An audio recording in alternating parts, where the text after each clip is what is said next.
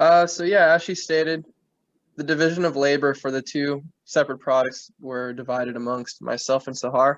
I took over the chocolate bars and she took over the coffee. So let's talk about the product. We're going to do the chocolate bar first, and then we're going to hand the floor over to Sahar to discuss the coffee. So the bars themselves are going to come in two separate variations, dark and regular chocolate. They're going to be individually wrapped and weigh 0.4 kilograms. The boxes for retail will contain 36 bars and will weigh a total of 1.44 kilograms. The primary color of the packaging will be ivory for obvious reasons. The logo and the label will be written in either brown or black, corresponding to the type of chocolate that it's containing.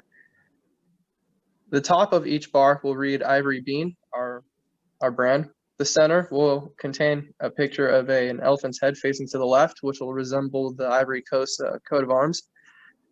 The bottom will read Union, Discipline, and Work, which is translated from the national motto of the Ivory Coast. And we did this because we wanted our bar to represent as much of the Ivory Coast as possible, also because we feel that this slogan aligns with our values as a company. Beneath the paper itself will be a golden foil covering the chocolate, and the message that this is trying to get across is that chocolate, as a finished good, is we're hoping for it to be the new gold of West Africa. The actual bar itself will be pretty simple, but divided into 10 equal sections. So let's talk about pricing strategy. As a fairly new company entering a very brutal market, as admin department mentioned, we're going to be going with a competition-based strategy just to test the waters and see how it goes. In order to do this, what we did was we found the prices of candy bars throughout Euro America, who are the biggest consumers of chocolate.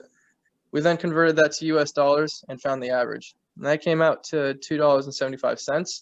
However, to accomplish our goals and to compete with high trade restrictions, which I'll get into later, we marked it up another 10%, bringing the cost of each bar to $3, meaning that the boxes containing 36 bars will now be at $108.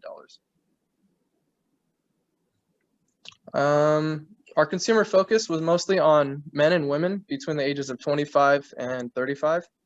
This is because we found that in Western countries, this is the age group that's mostly associated with being aware of current geopolitical events, as well as being actively engaged in trying to better the situation.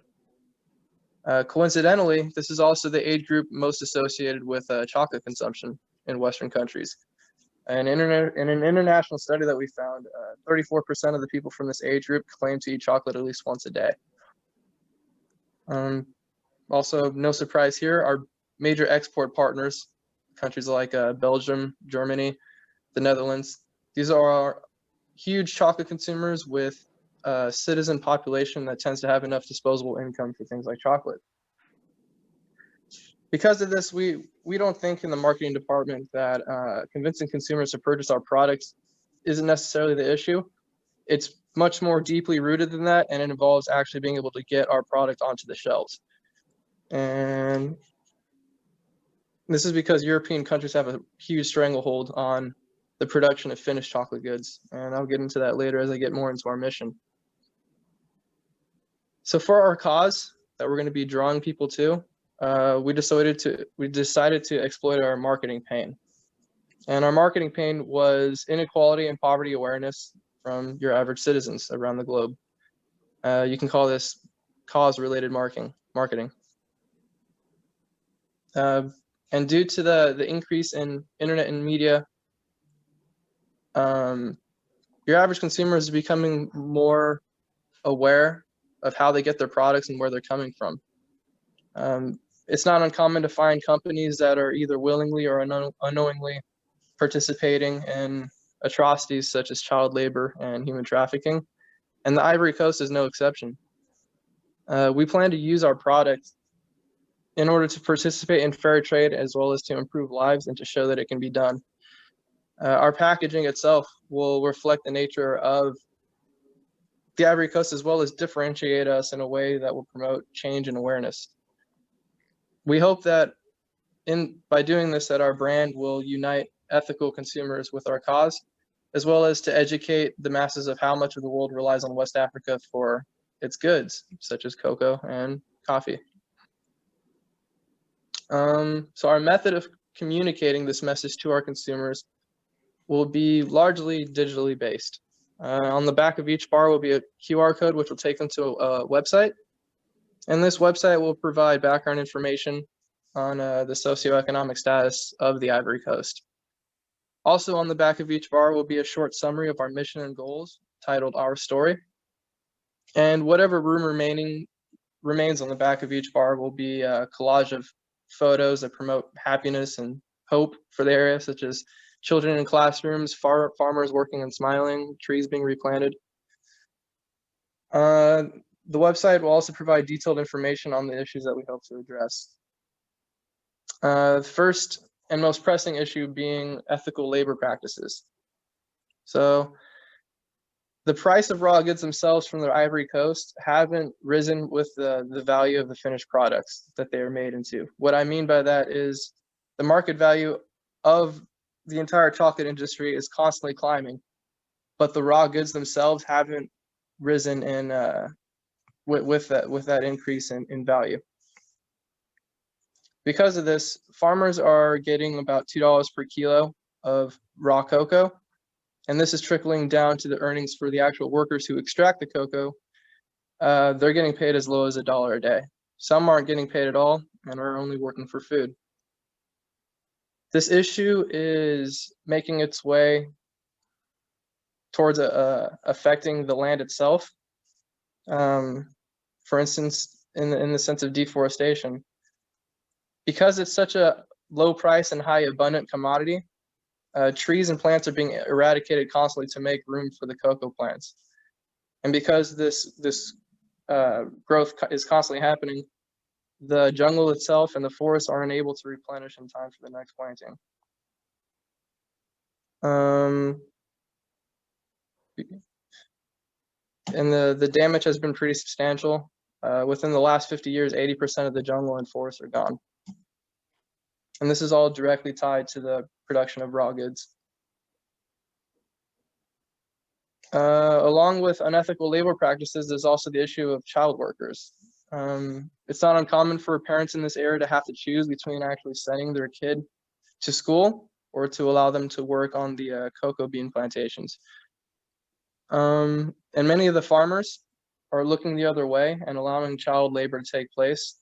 The mentality of the area is, well, if this kid doesn't take the job, then another kid will. Somebody eventually will take the place, so might as well be my kid. You also might be asking, how do we intend on fixing these problems with that 10% markup? What we plan to do is provide higher wages and work conditions for the actual people harvesting the raw goods. And we're going to do this by sourcing beans from verified farms with no ties to child labor. We're also going to pay a premium for suppliers who provide the raw goods to us and pass an annual inspection. So our projected revenue, not to step on finances toes too much, but it's projected to be within the first year $850,000. So 10% of that will be $68,000, and that should be enough to at least get started on some kind of project. We also plan on increasing the value of these goods. No, we hope the increased value of these goods actually makes its way down to the men and women who operate on our verified farms. This will give them the choice again of being able to give their children an education. Along with the ethical working conditions, basically we hope that the proceeds of all this will go towards the revitalization of the Ivorian jungle and forests.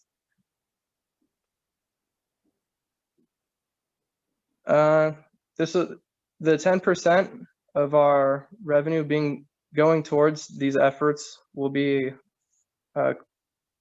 clearly communicated on the front and back of each individually wrapped bar. It'll actually say that 10% of this is going towards this and this and this. However, there's going to be one, I guess, final subtle touch message that's going to be given to the person consuming each bar. On the last of the 10 pieces of the chocolate bar, it will actually read our logo. And this will be a message that 10% that they're eating at the very end will actually be going back to Africa and will benefit the lives over there.